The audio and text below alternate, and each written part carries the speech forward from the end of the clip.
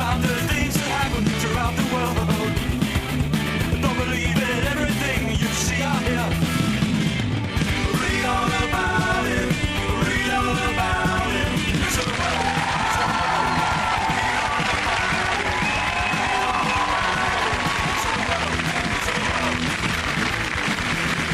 Hello and welcome to Mock the Week. I'm Dara Breen. Joining me this week are Andy Parsons, Ed Byrne and Russell Howard, Chris Addison, Hugh Dennis and Kevin Bridges.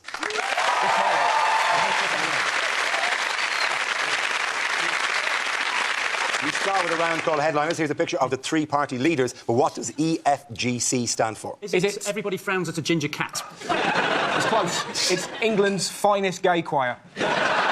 Is it Everybody Finds Gordon Creepy? Was it the photographer's instructions? Eyes forward, gobs closed. Is it Ecstasy Fiends on Gigantic Come Down? It's actually to do with ecstasy. It's what Nick Clegg needs for a big night. Ecstasy, frisky goths and a camcorder. They all look thoroughly miserable, don't they? Yes, they do. Is it excited fans gather for Coldplay?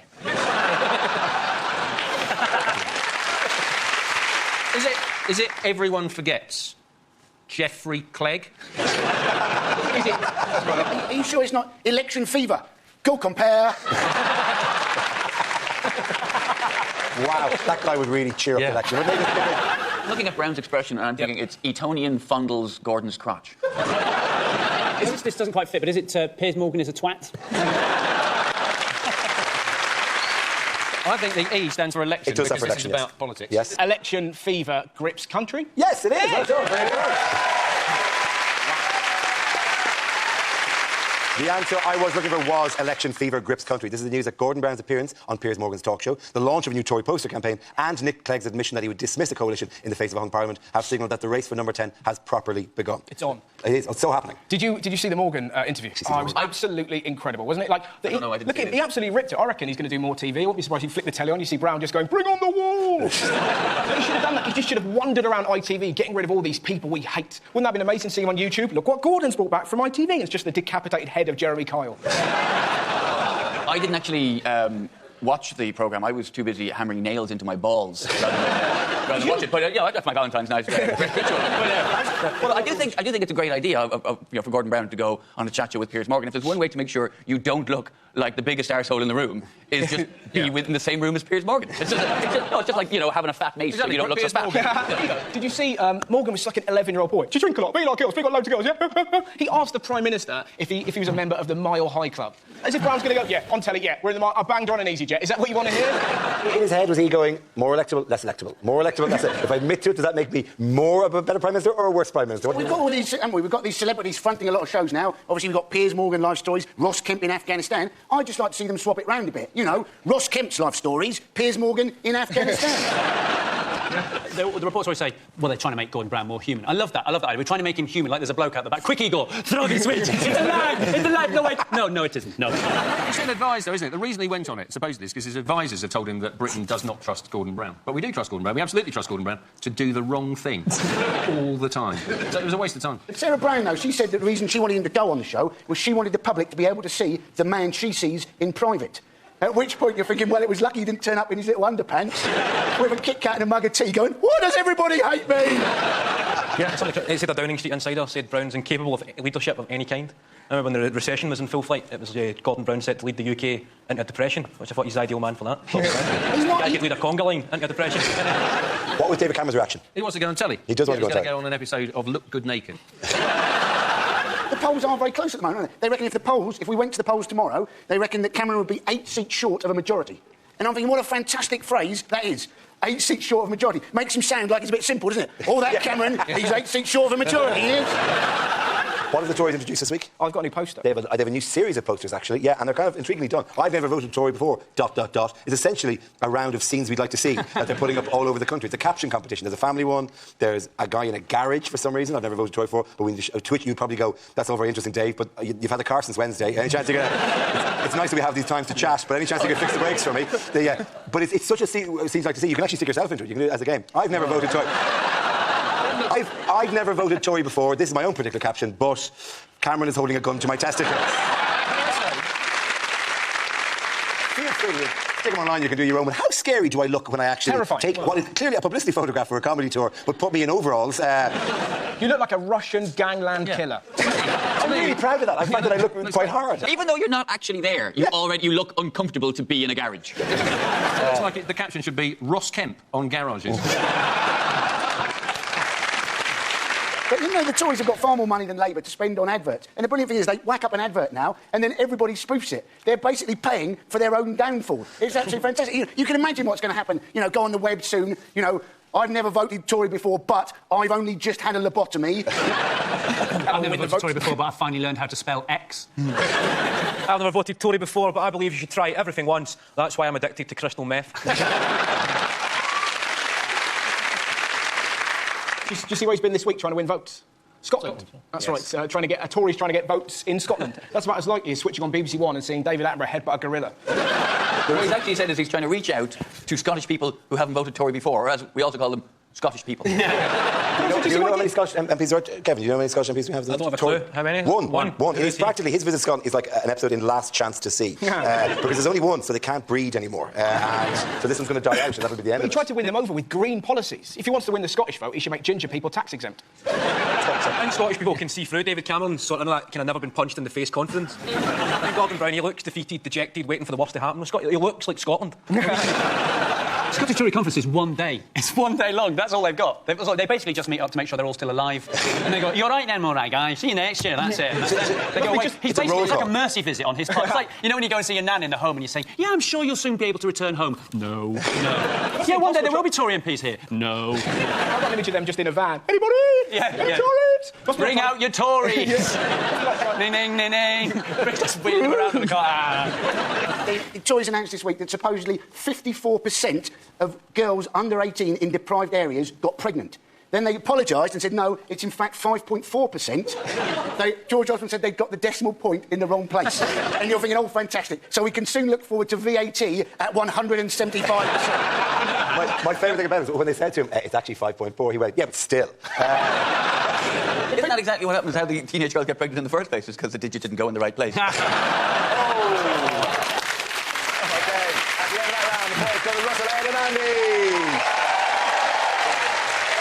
Okay, now we play a round called Ashley Cole just sent me a picture of his mock. This game involves Kevin, Russell and Chris, so if you could make your way to the performance area, please. This round is a stand-up challenge. I launch a wheel of news and wherever it chooses to stop, one of our performers must step forward and talk about that subject. The winner is whoever I think is the funniest. OK, here we go. Our first topic, please. First subject is weather. OK, Chris has. We, in this country, massively overreact to weather. There was a tornado in Birmingham a few years ago. The tiniest tornado you've ever seen in your life. In America, a tornado is a massive thing that destroys whole states. Here, the twister hit Selly-Oak, and the entire British press went nuts. The Guardian said it dislodged roof tiles and smashed plant pots. Oh, no! They interviewed these two lads on the Today programme on Radio 4. One of them said it was horrifying. He said, I was sat in my back room. I thought the window was going to come in. Next thing I knew, a bin liner flew past. Not a car. Not even a bin liner! It was so breezy. And he talked to his mate. They said, what was it? His mate had evidently been followed down the street by the tornado, right? Before, presumably, he went behind his gate and shot it and the tornado bounced off. What was it like? Ow! Ow! He said, ow. It was horrifying. He said it was like being followed down the street by a giant carrot. Not a whirling funnel of death. A giant carrot. I ate vitamins. Thank you very much, Chris. OK, let's spin the wheel again. The subject is school. Who wants to come in with that? Let's start. Is that an apple for school? I went to school in Scotland, so I've never seen. According to a recent shock statistic, 1 in 3 children, 1 in 3 15-year-olds in the UK admits to being sexually active. I think anybody who's actually shocked by this statistic forgets their school days. Just because a 15-year-old claims to be sexually active does not mean that they are sexually active. If some youth worker approached you at 15 years old in front of all your mates and asked you if you were sexually active, you'd be going, of course, mate, who's Shagger? Put me in for 4, pal. Another fun memory of school. Remember the first day back at school after the summer holidays, first day of term, that was a good day. You pay attention, that was the day you found out what class you were in. I don't mean educationally, I mean socially.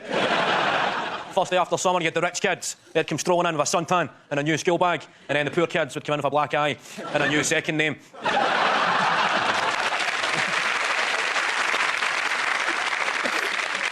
You need to ask your teacher, sir, how come Jamie Cosgrove's now called Jamie De La Cruz? Oh, that's because his mum's dirty. OK,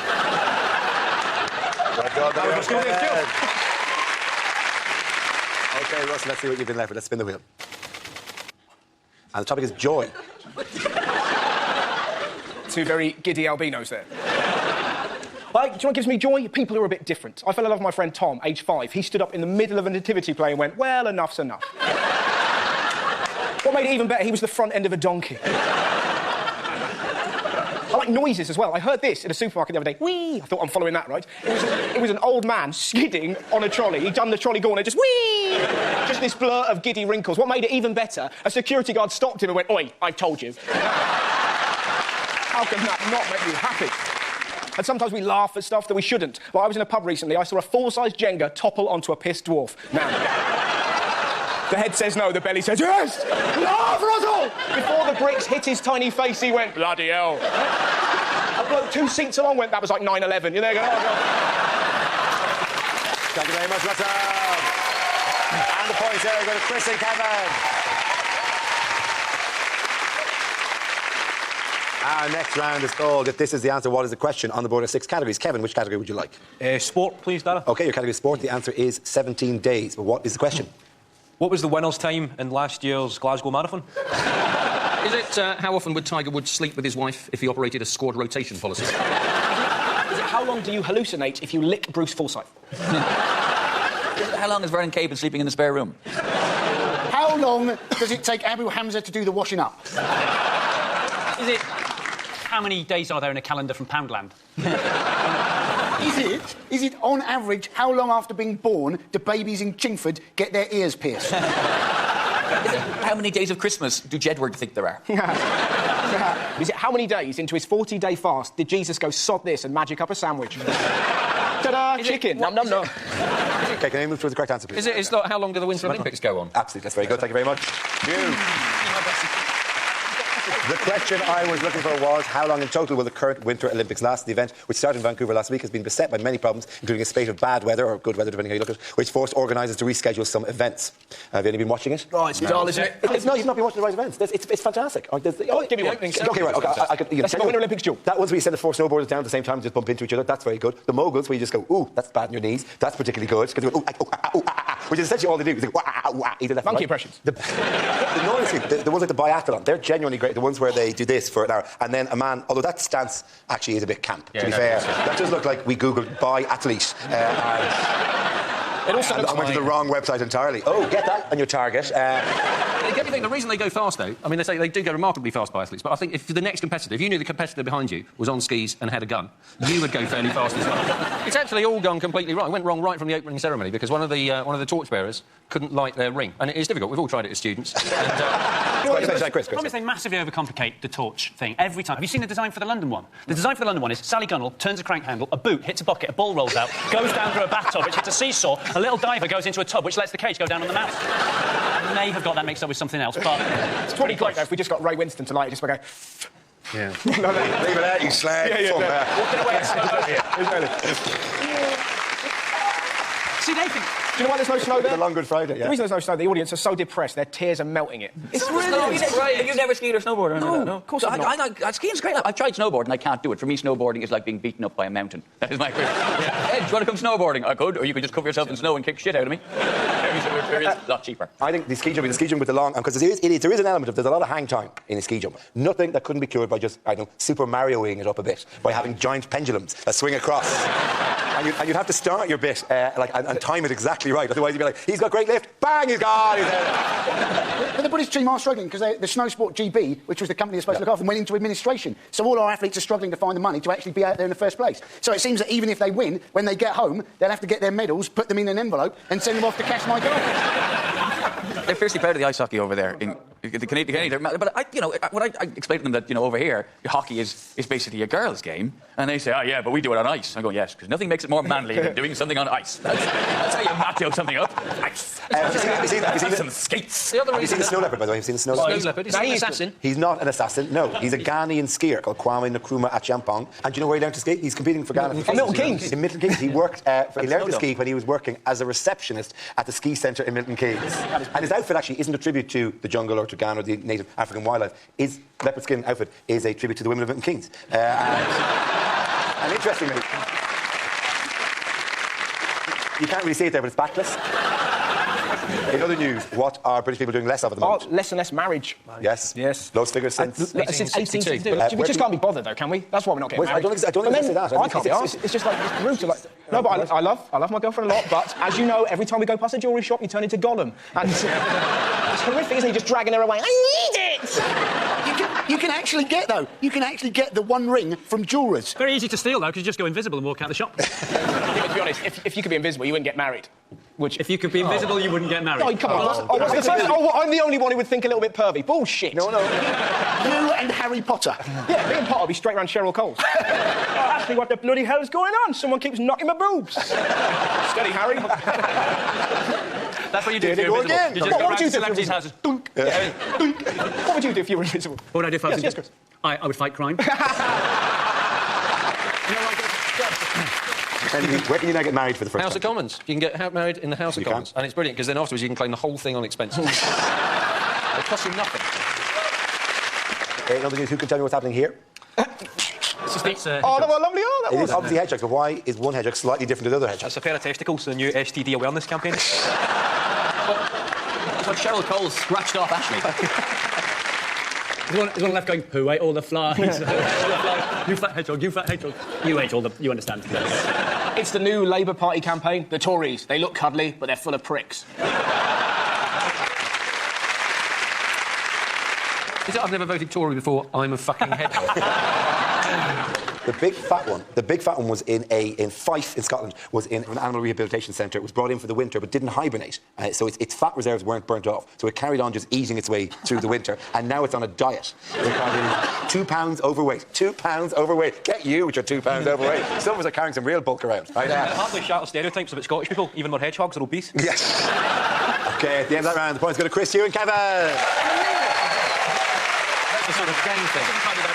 Now we come to scenes we'd like to see. So if everyone, please, can make their way to the performance area, I'll read out this week's topics, and then we'll see what our panelists can come up with. OK, here we go. The first subject is unlikely things to get through your letterbox. Royal Mail parcel delivery. We called, you were in, so we ran away before you could answer. Just £3 a month will save last year's X Factor winner from starving. Do you know what's in your attic? It's me, I've been there since Christmas. Have you seen this dog? No. Maybe your windows are too dirty. Oh, heaven, the window cleaner. Are you looking for a dog walking service? Then call Ace Kebabs on 318 318. Computer problems? Let me come round and swear at it. Why has your girlfriend stopped changing near the window? Love, Dad. Pizza, buy one, pay full price. How's my driving? Call 0800 crashed into your house. Dear Miss Winehouse, congratulations on turning 100. Best wishes, the Queen. Need a room clearing? Call me. I'll come round and fart in it. Looking for an undertaker? Why not call Ace Kebabs on 318 318? Gardening service, middle of the night, a speciality. Call Rose West on Broadmoor 25. Too soon, too soon. Hello, my name's Ashley Cole. Here's a picture of me naked. Would you recognise a fake ID? No? Great, I'll be back in 10 minutes. The Taj Mahal Indian restaurant, formerly Ace Kebabs. Open your letterbox. It's me. I'll get through one day.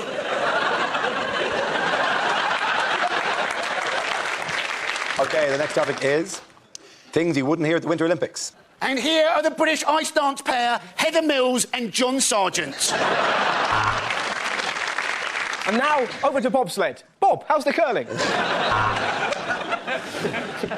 And while we wait for them to get set up there, we'll just pan the camera around. There's such a beautiful scenery. Oh, look, there's a herd of moose. Oh, no, that's the Romanian women's ice hockey team. This is the big hill. Oh, that's long! That's very long! He's going to wish he'd done his flies up. It's 1 a.m. in the UK. You're watching the women's figure skating. Why not just bite the bullet and turn to Television X for the 10-minute preview? And Britain comes away with 2 gold, 2 silver and a bronze. Well, that'll teach the Austrians a lesson for leaving their locker open. And with conditions here reaching a bitter minus 20 degrees centigrade, the British hopeful from Newcastle has put on a second-string vest. You're watching the women's curling. Men's curling? Women's. You're watching the curling.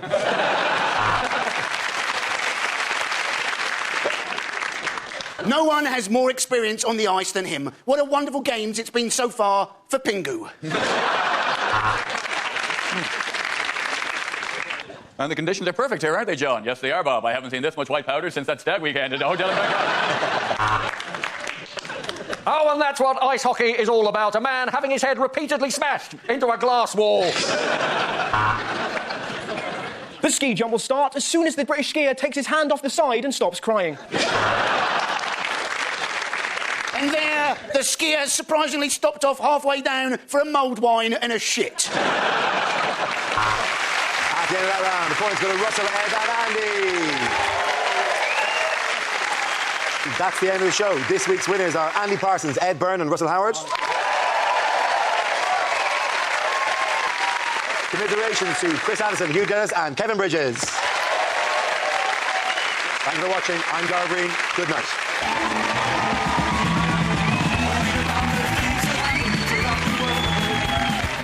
A fancy Swiss dinner challenges Rab's, shall we say, rather loose tongue. That's all to come next on BBC Two.